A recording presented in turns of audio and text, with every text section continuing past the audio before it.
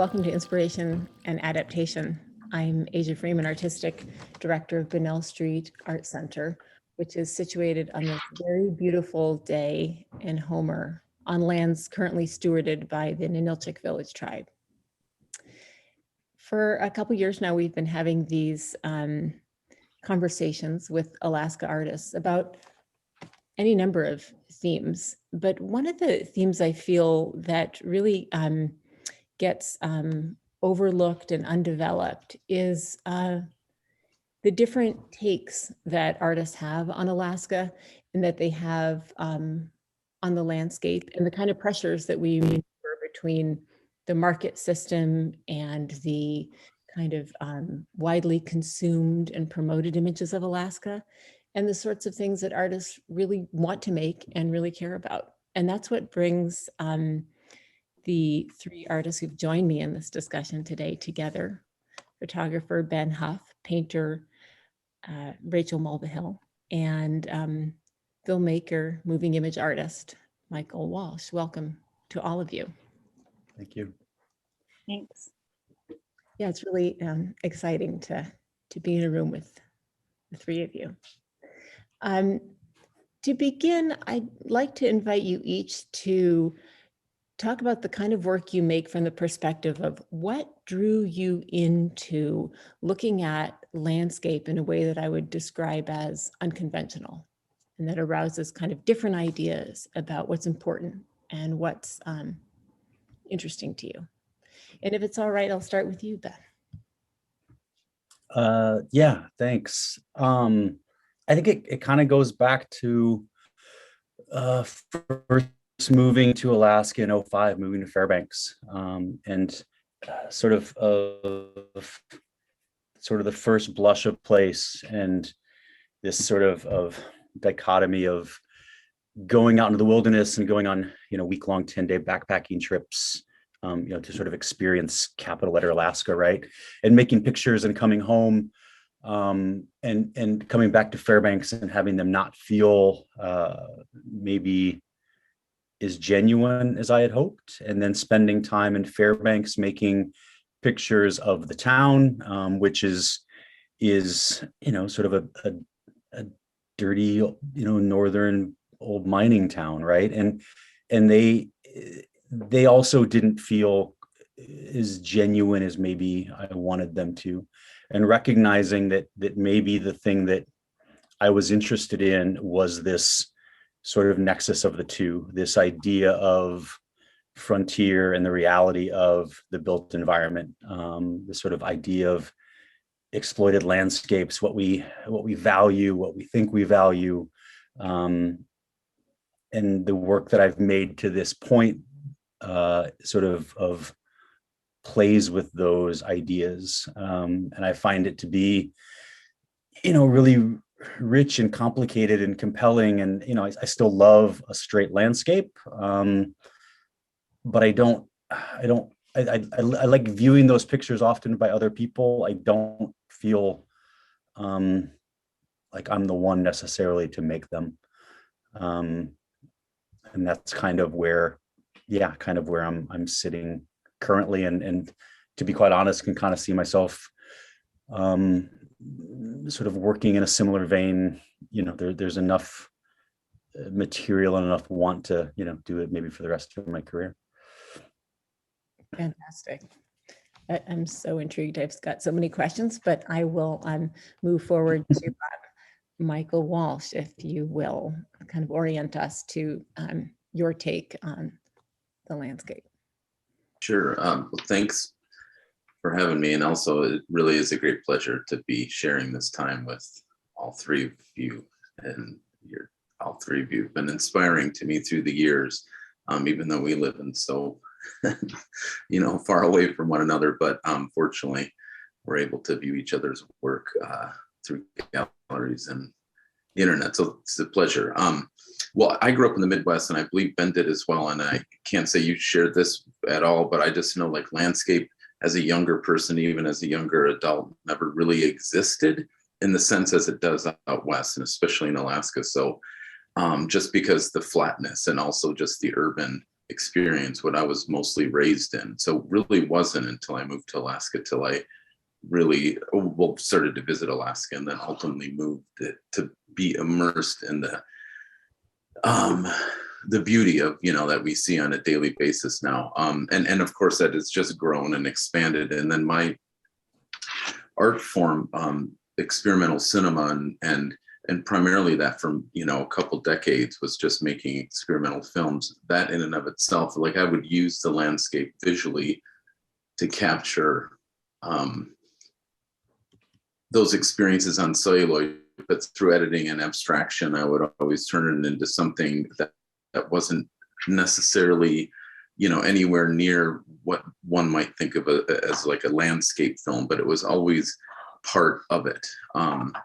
But just again, like the medium itself is kind of, I'm sort of like in Alaska, especially where the moving image arts isn't as, as well known as say some of the other art forms. I'm constantly having to explain, myself about like, no, it's not a documentary. It's like, no, it's not a narrative, or whatever that is, which is, it's fine. It gets a little frustrating, but especially when there's just absolutely shitty TV produced every year up there about Alaska that people have this imagined reality of it because of that. So it's a real skewed experience. But what my most recent project, and I'll show a clip of later, is really kind of brought me probably closer to landscape that than I had previously been allowing myself to go to visually in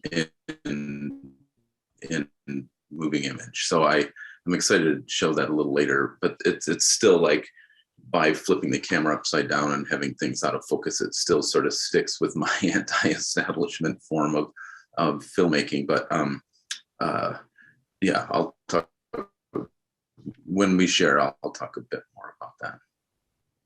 And you guys, I just want you to bear with me for a moment. I realize that I'm not on the internet stream that I want to be right now, so I'm going to switch and we might just have this little blip. I'm just warning you. So just hang tight for a second because I definitely want to have that stronger signal for your sharing. Okay, thanks. Rachel, what's your sort of orientation to how you became a painter who is interested in kind of, I would say, extremely familiar but less celebrated views of Alaska that you bring? I think a lot of it has to do with my upbringing in Fairbanks. I'm Unangan. My grandmother was born and raised on Unga Island in the Aleutians. And both of my parents moved to Fairbanks from out of state. So, Fairbanks was a community established by gold miners on indigenous land, the land of the Lower Tanana Dene people. And, I want to acknowledge that their continued presence and stewardship of the land did impact my view of landscape. As a person living in Fairbanks and seeing, different viewpoints, in my community, I think the real concrete focus on landscape painting kind of came when I went to college in the Hudson Valley of New York State, and that's the area that the Hudson River school painters came out of, and so I was learning a lot about the historical landscape painting as a genre, and learning through an art historical lens how representations of landscape has done great harm to people, to indigenous people, and to land. And I thought that was something I wanted to think about in paintings, and that's turned out to be something that's kept me thinking for a long time. So Oh, that's absolutely fascinating. I'm super intrigued to hear more about that. Let's just to kind of help our audiences and each other, let's look at some images of your work. We'll go back to the beginning of this sort of circle to Ben, if you will, and maybe you could just guide us through a bit of a tour of what you whatever you'd like to share with us today. Yeah, of course. Let me just share my screen for a second here.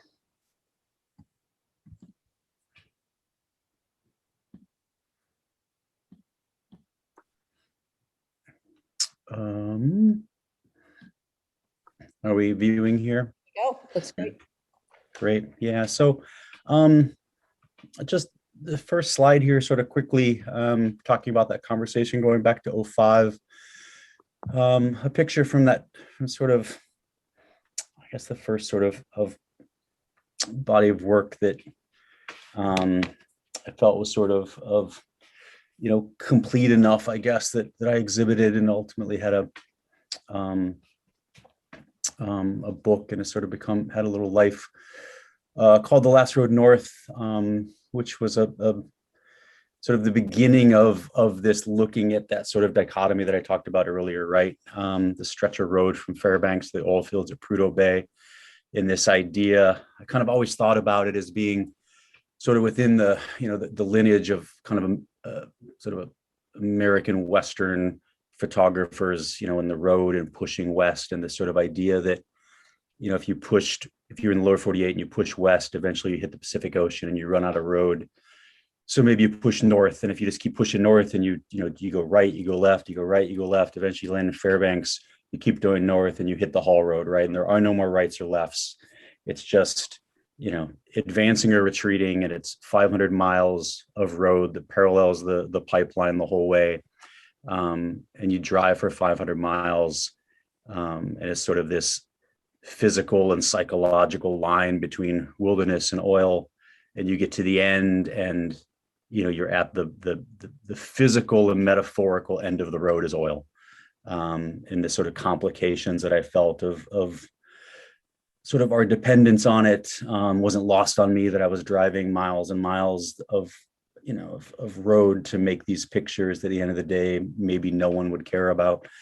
But it was the beginning of me to sort of establishing for myself this process of working, and this idea, not an idea that's novel by any means, but sort of hitching my wagon, as it were, to this thing that I felt that was really rich for me living here, and this idea of kind of what I call the exploited landscape, which ultimately took me out to ADAC and the Aleutians, the project that I just finished here in the last couple of years, and was just published here. Actually, just received books in the last few weeks. I just had an exhibition here at the State Museum in Juneau. But this project on the abandoned Navy outpost in ADAC that was abandoned in 1997.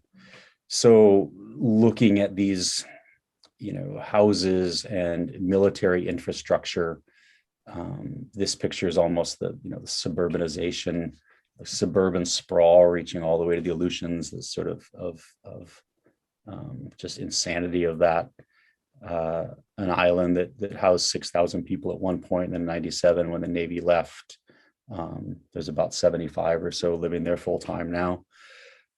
So looking at this landscape, without malice, without irony, but with sort of clear eyes as to what is there, and also still playing with the idea of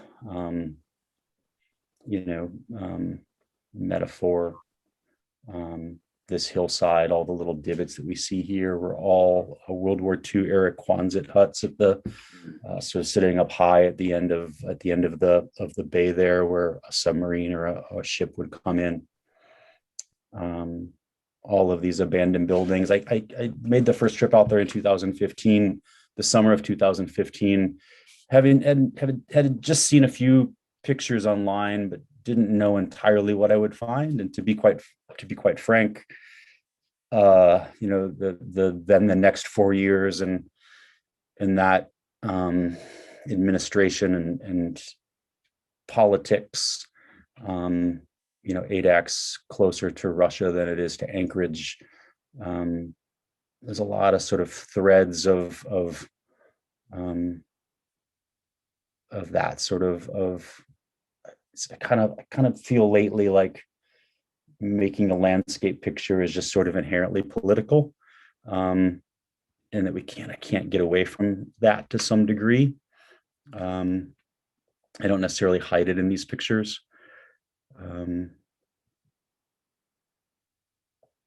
So this area here is called Seven Doors of Doom. There was a nuclear warhead in each one of those 7 doors prior to 1997.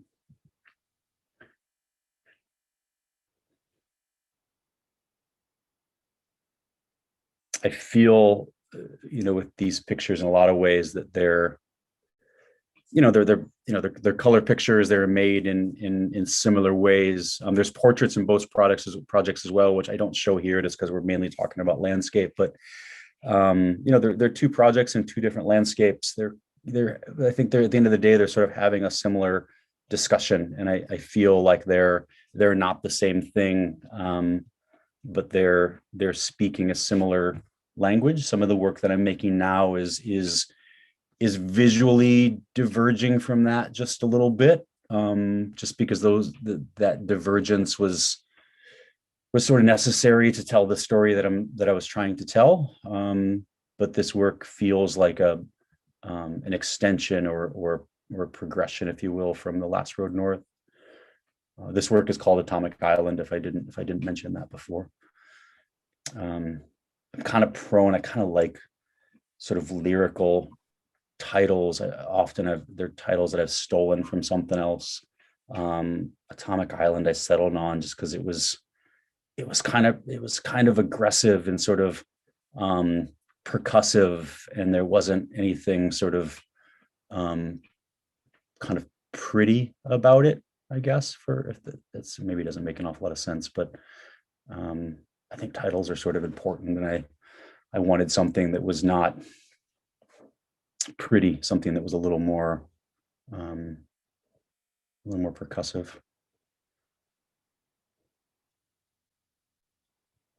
So yeah, I think maybe I'll save the rest for maybe some questions and conversation with Michael and Rachel later. But that's a little sort of intros into what I'm doing now. Oh, that's fantastic, Ben. Thank you so much. Yeah. If you wouldn't mind, just while we're still, you've got your images open, just kind of going back to the beginning a little bit, and I want to just ask you a couple questions. That let's just start perhaps with the view of there we go. It's, on one hand, it's such a classic landscape, but then it has that interruption, that sort of reminder, as you said, of the degree to which Alaska's exploited, that constant presence, of the pipeline as you go north. And I guess what I'm really thinking about is how beautiful this image is. And then look, can we go to the one of ADAC where you were mentioning there were once 6,000 inhabitants and now there's maybe 79. This one? Yeah. Yeah.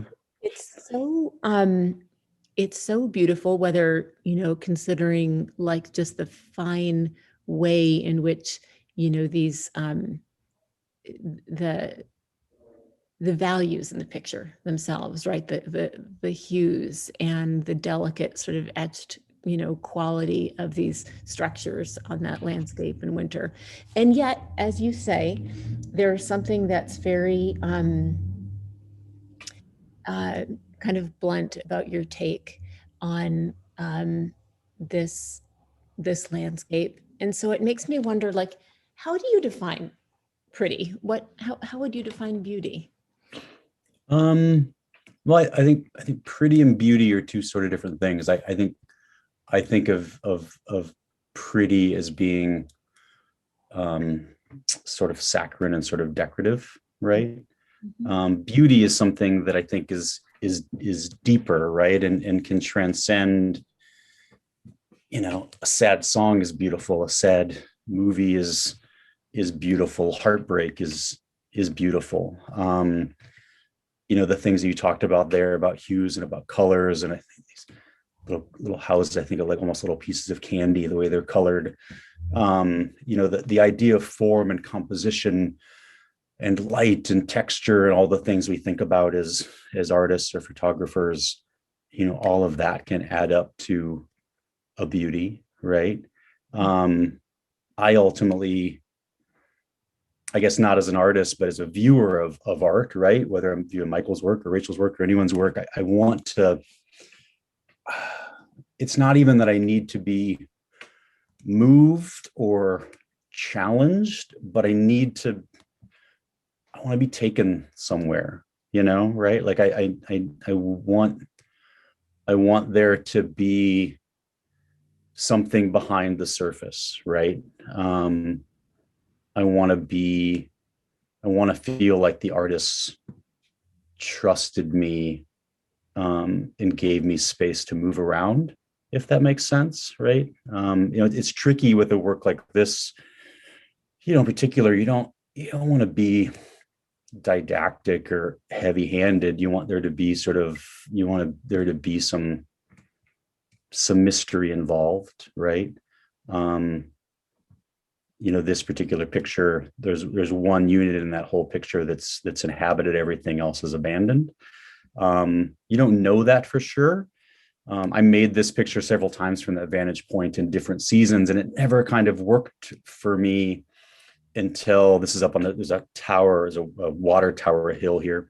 And I made some pictures in the morning, made some pictures in the evening. I did a night picture. I made different pictures to try to capture some emptiness, right? But it was this morning with new snow, and it's obviously the sun's been up for a little while, the sun up, but it's it's not like crack of dawn, it's a little bit later. But just the fact that there's no tire tracks, there's no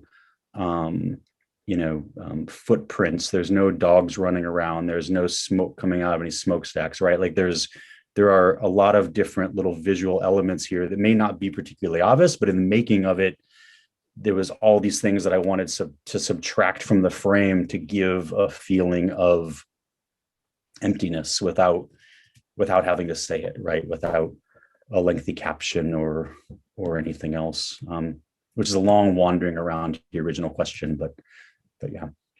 No, but it's true, and that quality comes through in I would say nearly all of your photos. If you jump ahead to the one of the van, with humor too.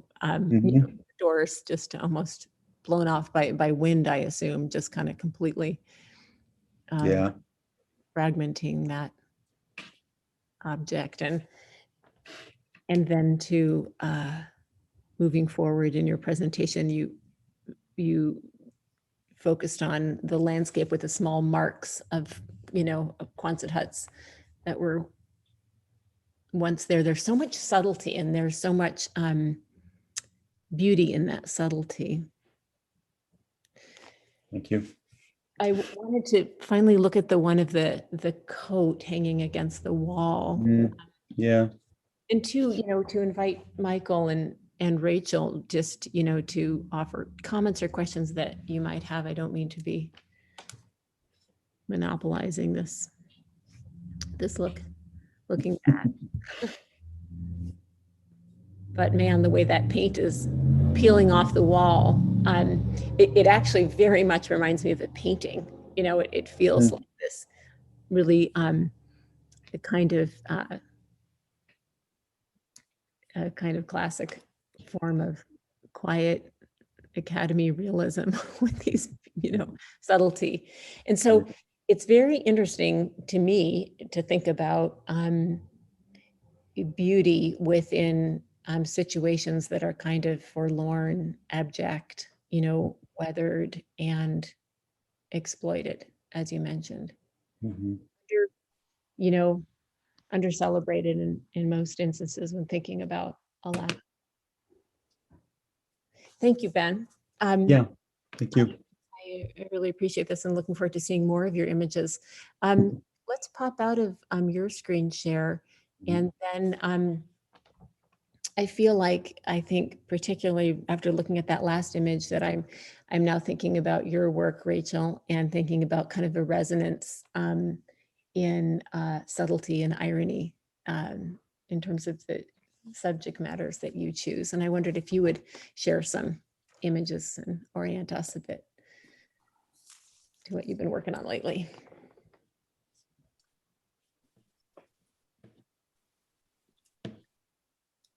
How do I do that? So screen share at the bottom of your screen, you'll first want to make sure you have open the images that will pop into, right? So you'll have either your Google Slides or preview, wherever you've got your images, just make sure that's open on your desktop. And then when you hit screen share, you'll see your desktop, and that's the green button. There you go. Okay, you got it. Wonderful. Okay, so I think landscape is often portrayed as something kind of innocuous, sort of something not, you know, very serious always. But you know, I think that that landscape representation has, you know, a long history of naturalizing perspectives that cause harm. And I think a lot of the time that's done through erasure, through, depicting, you know, apparently vacant lands so that it could be enclosed and commodified, sold as real estate, turned into a playground, or for somebody's benefit other than maybe the people who are being erased. So, I mean, I see my work as a response to, you know, the commonly romantic versions of landscape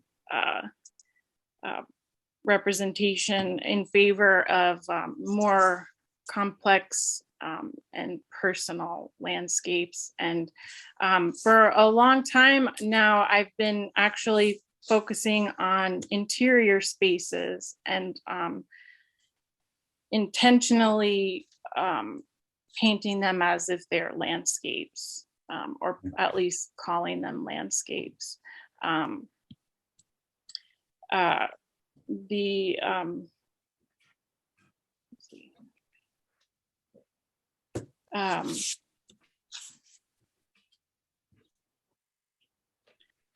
The places that I'm choosing to paint aren't typically, you know, heroic or idealized. They're usually my own house or my yard. You know, increasingly I've painted these spaces as empty of human people, or of humans or people, kind of to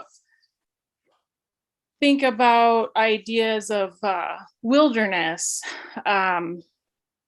That's something that has been a topic that I've really, you know, thought about a lot of as, you know, what does it, you know, in terms of what is a landscape, what is a wilderness, you know, really it's a created space, whether it's, you know, in our consciousness or in, you know, the world that we're creating. And I think also something that's kind of been in the back of my mind for a while is one tool that I see used in a lot of romantic landscape paintings is this idea of the sublime.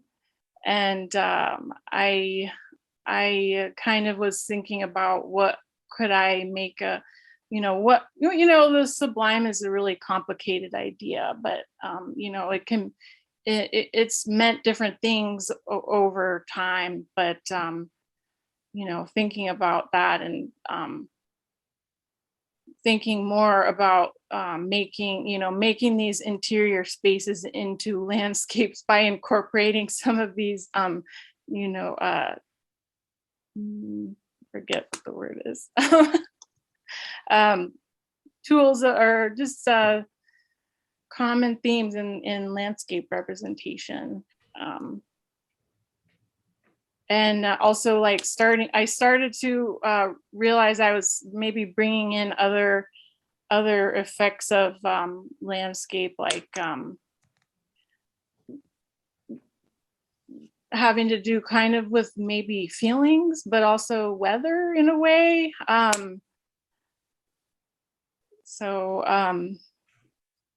I also started to find myself, having less and less references to the outside,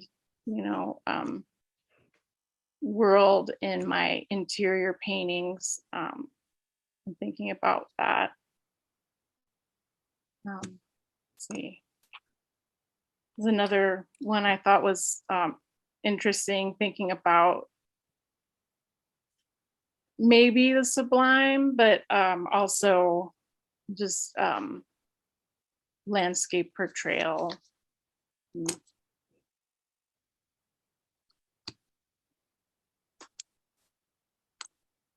And I think some of my landscapes are a little bit unsettling, and I think that's, I don't know if it was at first intentional, but I think it's where they've been leading through painting them, and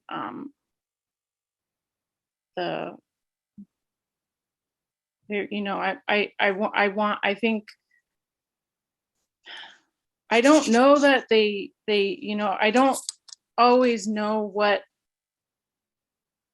I'm thinking about or my motivations in painting something translate through the paintings, but I that is a motivation of mine, is to kind of unsettle our our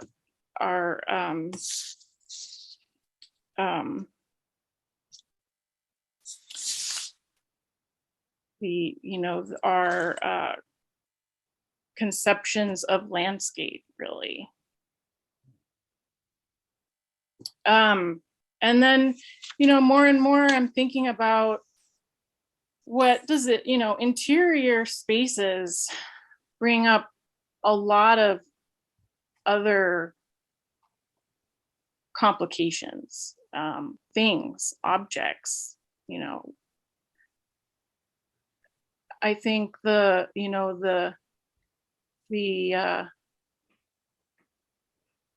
objectification of nature is part of the historical landscape mode, or at least the historical representations of place in settler colonial states. So I think there has to be some, when I'm painting interiors, I think there is something to think about in terms of class as well, capitalism, the objects that I'm painting,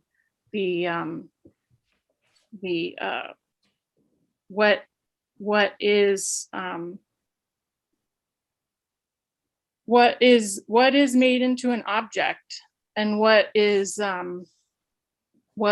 represented, as objects or subject, or and who gets to decide that? I think interior, paintings of interior spaces, I think, came from maybe the Victorian era where they were depicting museums and galleries as displays of wealth. So, I think there's a lot for me to figure out, and I don't have answers to any of these things. But that's what I'm thinking about. Mhm. Recently, I've been actually doing some things that I never thought I would do. And that is just be a little bit more experimentational with representation. Just in terms of thinking about realism, actually, what makes something real, and how do you represent realness? I kind of think that's where I was going with these paintings. I did about a dozen of these, and then they led me to these paintings I did last year, and then I started doing these configurations of these paintings, and this one I think is turned out to be really funny, because I think it says a lot about what I think about in terms of representation, especially of what we call Alaska landscape, because I think that I think the representation that we portray, or that's created by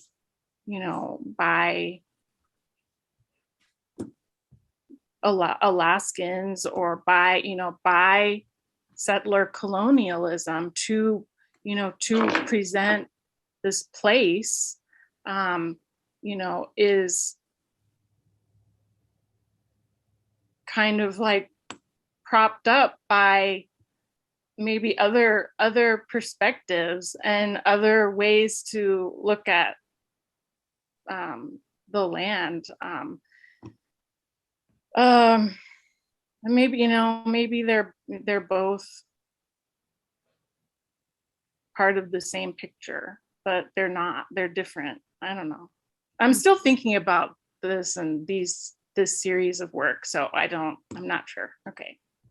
Oh, it's so wonderful, Rachel. Would you tell me how would you define sublime? Well, I think the most common, and maybe more is to think about something that makes you feel something up, beside yourself, makes you feel, something that moves you in a way that that is outside of your normal experience. But I also think there's interesting aspects of it that isn't necessarily it's not. I think that there's interesting the aspect of something that's terrifying is interesting to me. Something that makes you feel small, makes you feel like inconsequential, and but I think the most common is maybe a more superficial version of maybe something that's very beautiful. Mhm. Thanks so much, Rachel. I really enjoy seeing these works, and I'm eager to talk with all of you about landscape as a fabrication. But let us, yes, thank you so much, Rachel. That was just fantastic. Let's pop out of, yeah, there we go. And Michael, I'm going to invite you to show us what Hey. you. I want to show. And the nice thing about showing moving image stuff, I get to just show it and not have to talk. So sorry, and thank you. This is just a short clip of about, I'll stop at about 3 minutes, and it's a movie, the most recent work I made called The Sky Looks Back. And it can work as a single channel and also within a museum context or gallery or you know, any of those forms. But it really, I don't ever put rules on myself. If I do, I break them, and which is fun because that's part of like what we get to do, you know. And so, but I intentionally was trying to be as patient as possible with this piece. And I took a few years off of making work after 30 years of being rather, you know, solid at making stuff. And when I came back, I had a real kind of patient attitude towards it, that I was rather like, ooh, I can do it. So I felt like to just, I had no limitations. I had no timeline. I had no, even while shooting, I would, and this is one of the first digital works I had made. I'd made a couple prior, and I'll show just a short one after this if there's time. But celluloid is more of what I've been working with. So a lot of these shots that are included in this piece are very long shots. They're like anywhere from 4 minutes to like 20 minutes. And then I, of course, edited down, and in some cases sped them up slightly. But and the total work is 9.5 minutes long. And I'll just show you an excerpt of this piece called The Sky Looks Back, if it works.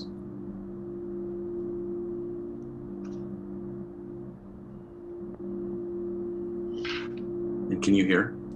Yes. Okay.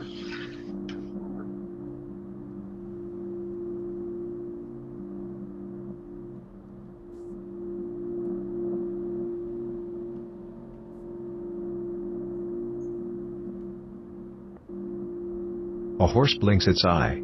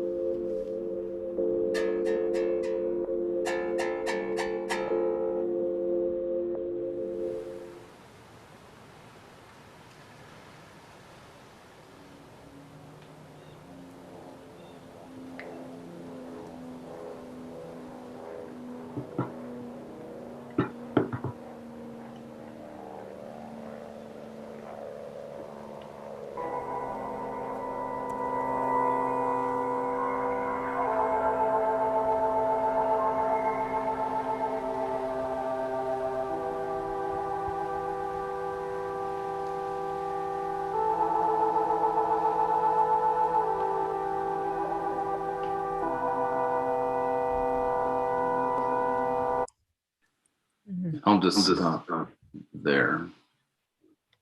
And I do want to show this other one if y'all don't mind. And I'm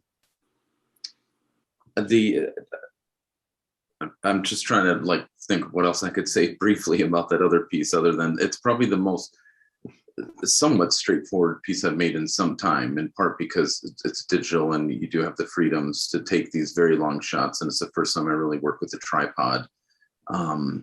So I was able to just let it run. And if anything, it was more of just trying to make a piece that I would rather see on TV than all this other shit that's out there about Alaska in some ways, just because it really is a complete misrepresentation of the state and it's completely exploited. And definitely, I think all of our mediums are, misinterpreted in part because of our interpretation of landscape, but especially with the moving image stuff with as a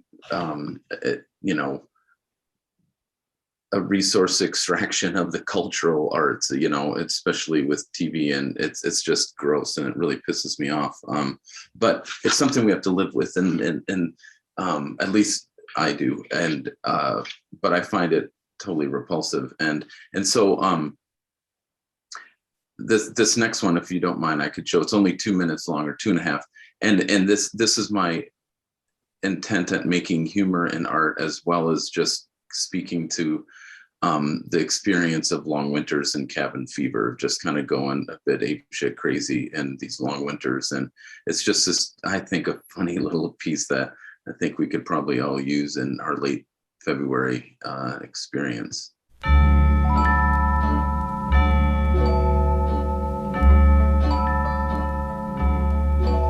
On make-believe bay, down sleepy time way, I'll be with my darling on make-believe bay. When the fingers of night steal the color from things, the valleys grow silent as birds fold their wings. Over high snowy mountains my dreams fly away to be with my darling on make-believe bay.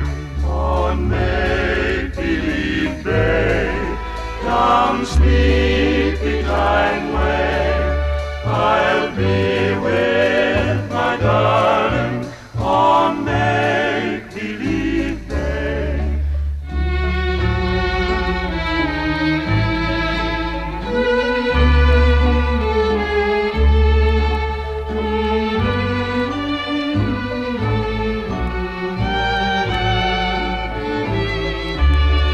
I'll follow the wild geese when evening is nigh, ride a cloud trimmed in moonbeams through a big open sky to a place in my dreamland not too far away. Rendezvous with my darling on make-believe bay. On make-believe bay, down sleepy time way, I'll be with my darling on make-believe bay.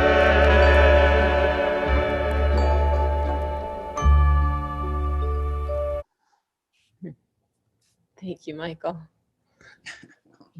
It's very hard to make funny art or art where humor, I tell you, it's hard, but I love it. I need it, and for years I couldn't do it, and I run to it whenever I can, just because it brings so much joy, at least to me. Yeah, it's interesting because it's funny, but it's also really poignant in the ways that Rachel's work and Ben's work have also pointed out, which is that the exploitative views of Alaska, this extractive kind of, you mentioned reality TV, but we can all picture a lot of auroras and open spaces that invite settling, and invite the footprint. And whether that footprint is like a pipeline or a guy thrashing about in the woods with a shovel, it's very,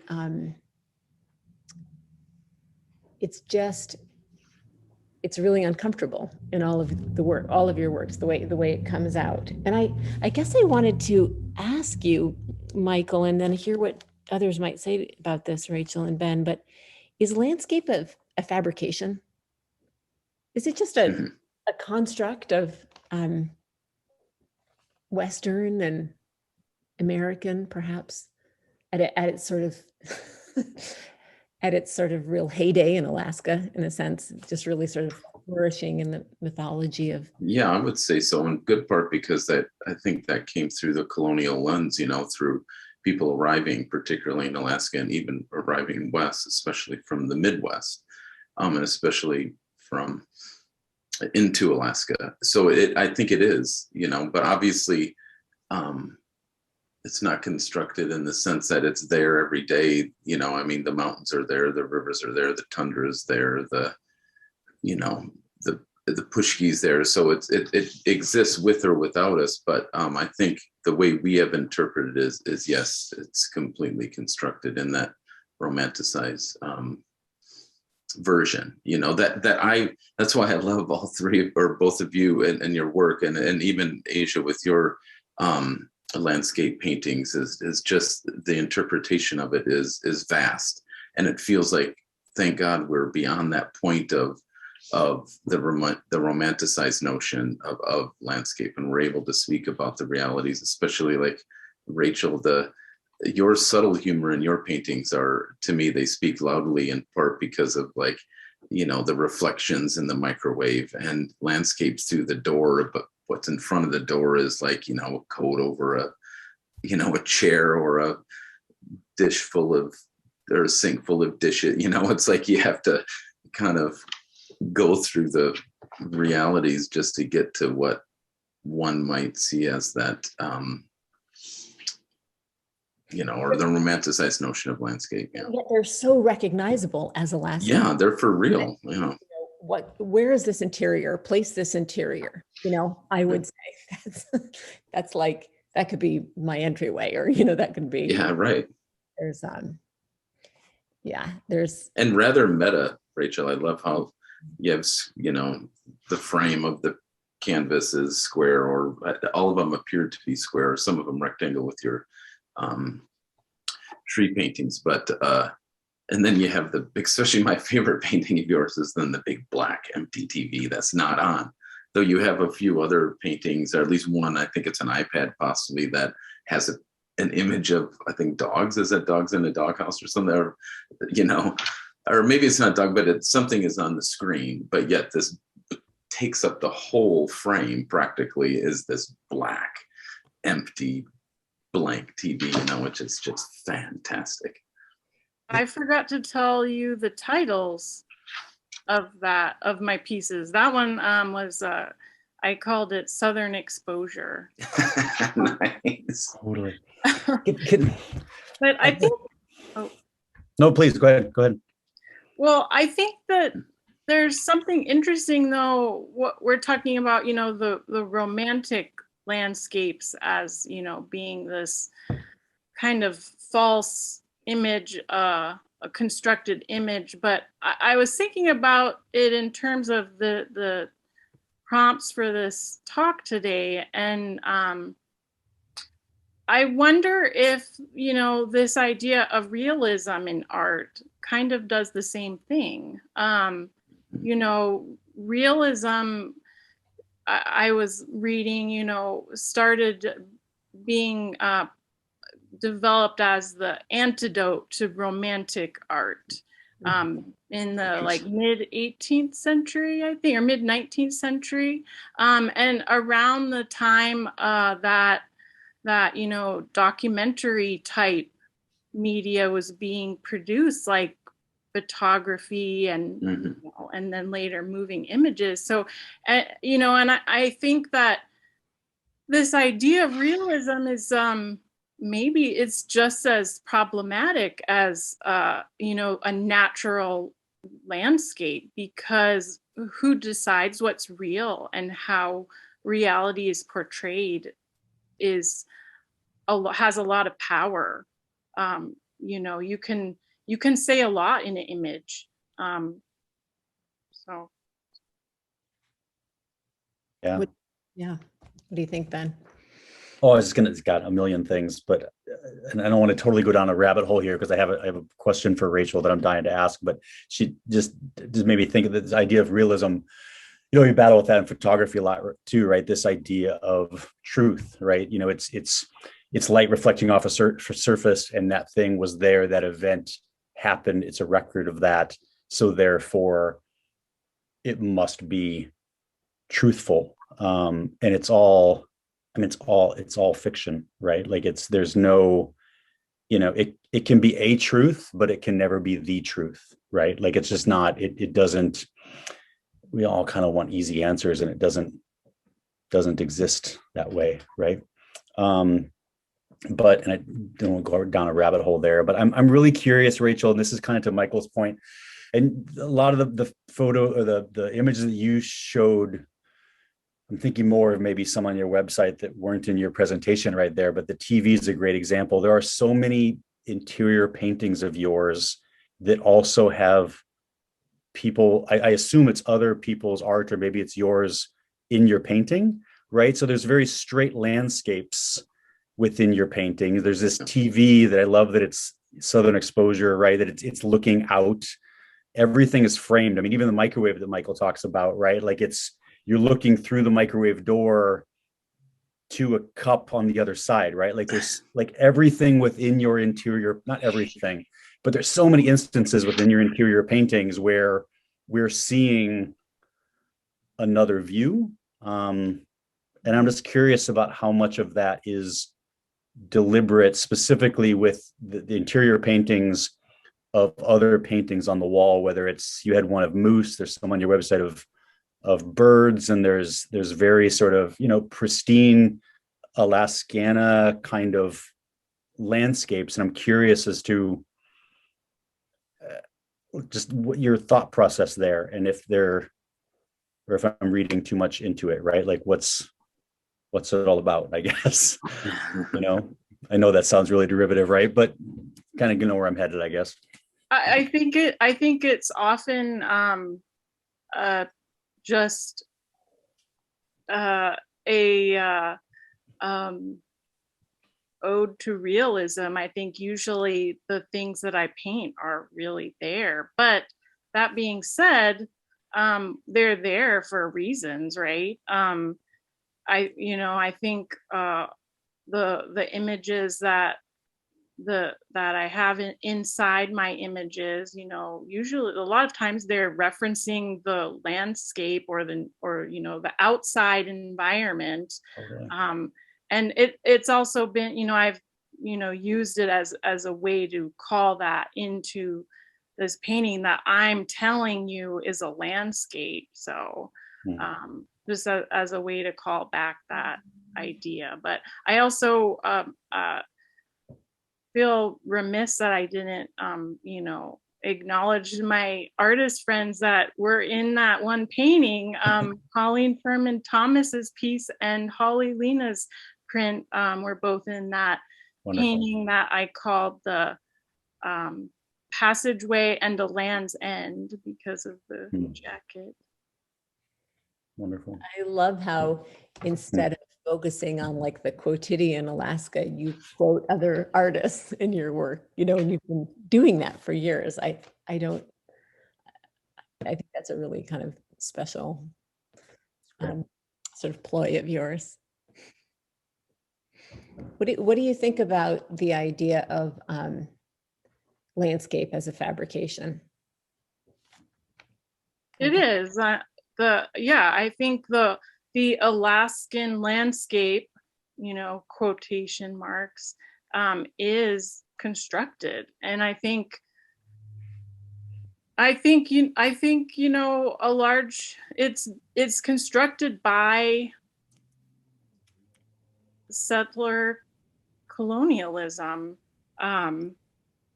and, you know, made real through the romantic images that people have, you know, used to their political and economic gain.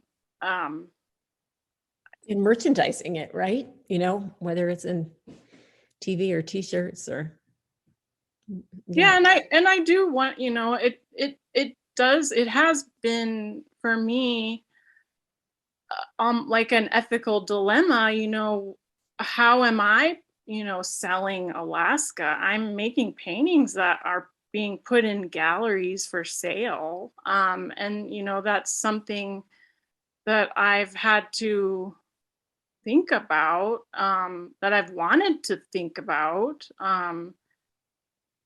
And I don't necessarily know that I'm, you know, making some kind of a, you know, ethical good choice or whatever, but you know, it's been part of my thought process in kind of choosing very personal landscapes that mean something to me.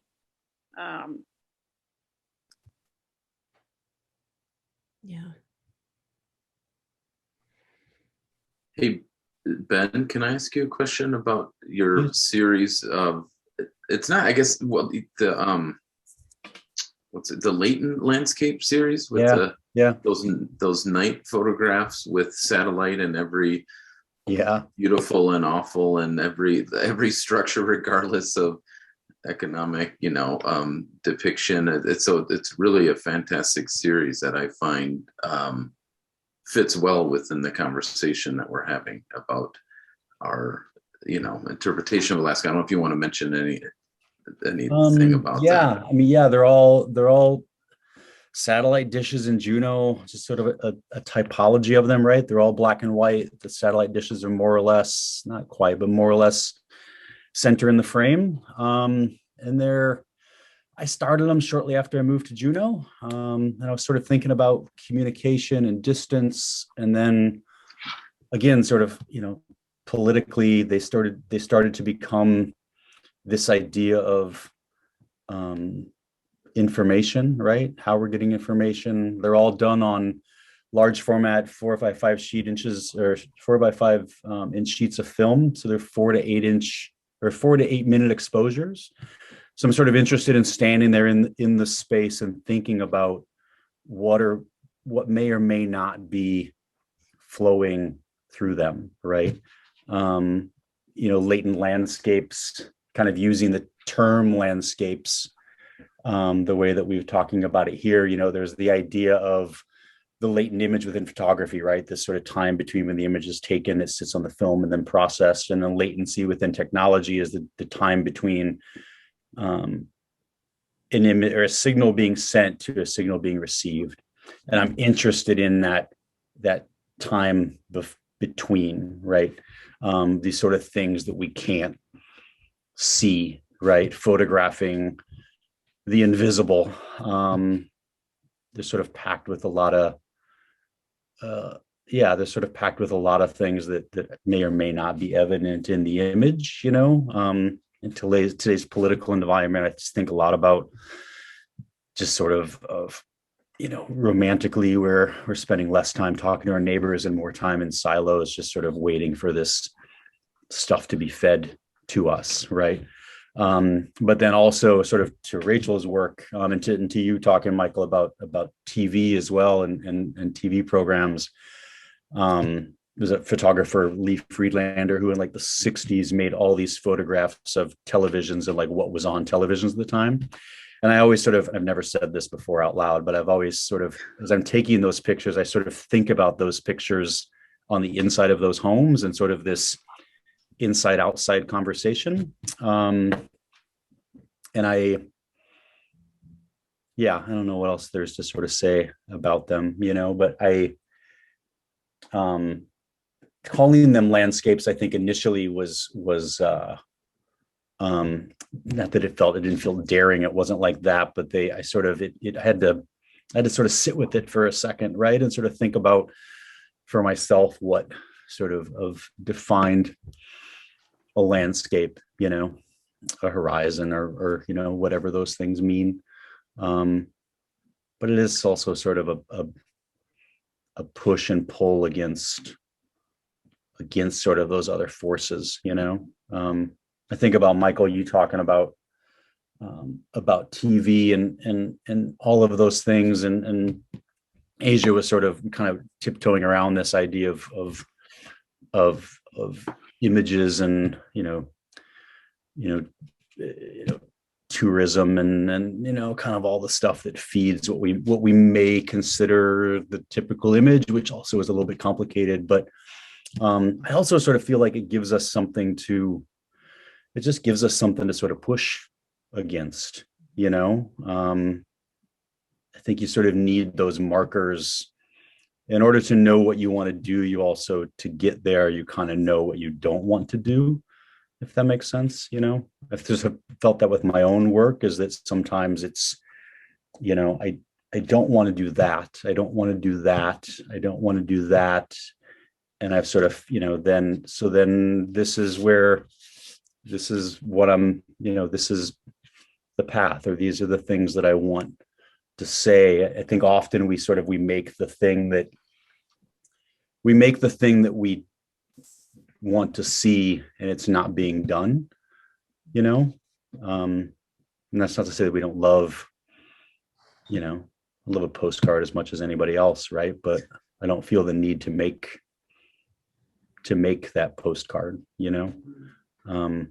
This probably sounds really, when I first moved to Fairbanks, I don't want this to sound, it may sound really egotistical, but when I moved to Fairbanks, I had this I was making pictures and kind of trying to figure things out and kind of trying to find a spot for myself. And I kind of came to this point where sort of thinking about Denali as being sort of, the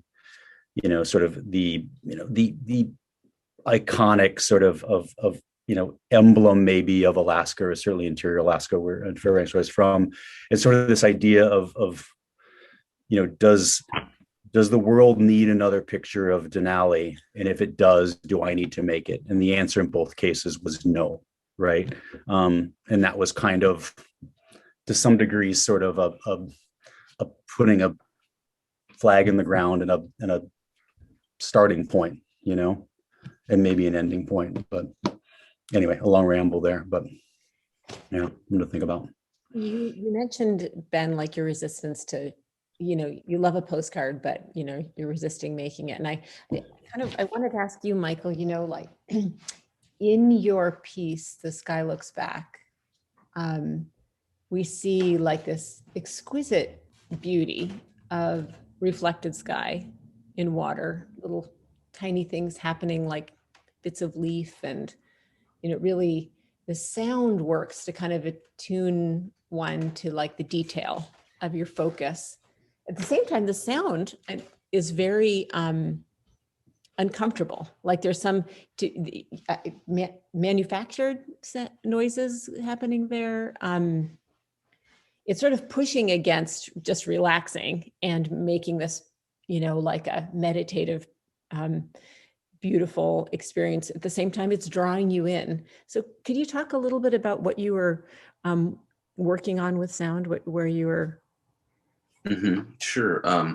Well, I like I mentioned previously, just briefly, that's probably the most, the term I've been using for years is just like Alaska porn. It is like the completely exploited landscape experience that we see far too much, time and time again. So I was really kind of not wanting that, but yet I was going there. And I think this was more of a, undercurrent of mine, but definitely conscious of it, of the soundtrack, because I was really trying to imagine what landscape sounds like when humans aren't hearing, it's sitting there listening, and like what is actually a tree hearing? You know, we do know, at least through scientific experiences, that the sonic waves of sound, and we don't know exactly what nature here, like what a pond, the life breathing form of a pond or a lake or a river or a mountain, or what they actually hear, but there's definitely like sound being penetrated into these life experiences of these things. So I was trying to not imagine, that is completely very arrogant of me, but like working on that form of sonic experiences, of the frequency of the human range. Obviously we can hear within a certain, I don't know off the frequencies, but like there is factual information of like other creatures can hear far above and far below our human experiences. And so I was then taking that audible perception of trying to be placed in these experiences where I was capturing for these very long takes of these shots of audio. And of course, every now and then it would be disruption of like a thunderhead, and I still feel like I shouldn't have put that damn thunder in that one shot, but I really did intend to have that airplane over top, because there is really no place we can go in Alaska, practically no place where we can go where a human created sound isn't audible to the human ears. And more than likely than not, it would be an airplane, you know, or it might be a boat engine from a distant river or something. So, and I love just completely stealing stuff off the web in the form, because I think there is a certain amount of respect and freedom that we do have as artists to do that.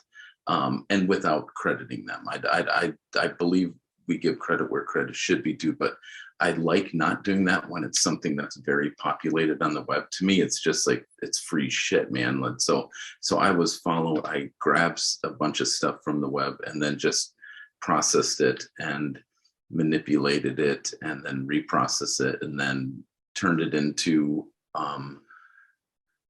an audible soundtrack that didn't match the visuals that you were seeing, but also wanting to create something that would be a viewable, not a painful viewable experience, because but more of a, like you said, meditative, and in an abstract way, a meditative experience that you wouldn't be wanting to walk away, but you would maybe want to, if you even cared, maybe walk towards, you know.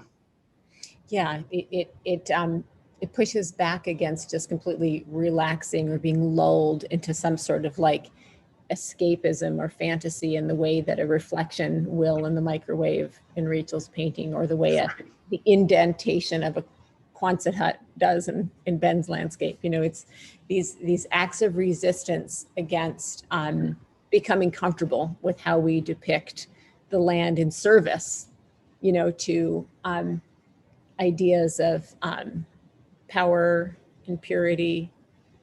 So fascinating. It's been really wonderful to speak with the three of you today. Thank you so much.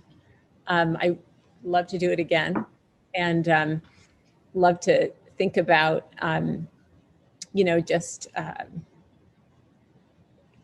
yeah, more spaces for conversations like these. So thank you. Thank you, Rachel and Ben. Yeah, And thank Asia, you, of Michael, course. Rachel, Asia. It was nice to spend time with you all. Thank you. Thanks.